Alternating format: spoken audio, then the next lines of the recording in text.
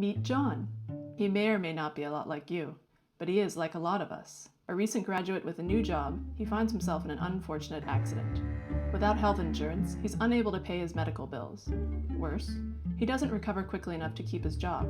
Soon, he can't afford his apartment, has maxed out his credit cards, and returns home to his parents' house. His family helps pay the remaining medical tab, but by then his medical bills have been sent to collections. Even after paying the debt, John will have a negative mark on his credit score. This means John will pay a higher interest rate on home, car, and other consumer loans for the next 7 years. It's well known that 1 in 4 Americans don't have insurance. What is less well known is that medical debt is creating chaos for millions who do have private health insurance. So let's rewind. Say John doesn't get into an accident. Instead, he gets a good job, has health insurance, starts a family, and buys a home. Eventually, he gets sick.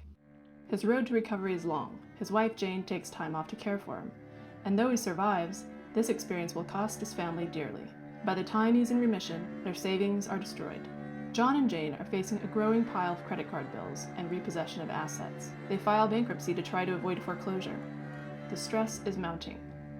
There will be other costs down the road, but hopefully John will stay in remission and the rest of the family stays healthy too. No one chooses to go into medical debt, but medical debt is a leading cause of bankruptcy. Millions of families are one serious illness or accident away from financial ruin. So, how can we avoid medical debt? Health spending in the US is 2.5 times higher than in other wealthy nations. Despite the high cost of care, Americans are sick and die earlier than people in other countries. How did we get here? The root cause is our for-profit healthcare industry, which benefits a few at the expense of the rest of us. The truth is that insurance giants and investors are making out like bandits, while the rest of us spend our lives hoping we won't get sick. There are no individual solutions. We must act collectively. If John had been lucky enough to live in a country with universal health care, he and his family would not be financially ruined by medical debt. He would be able to focus on getting well with a better chance of recovery and a return to his life, rather than returning to a life in pieces.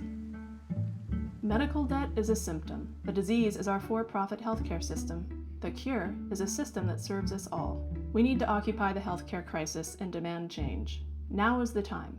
It's life or debt.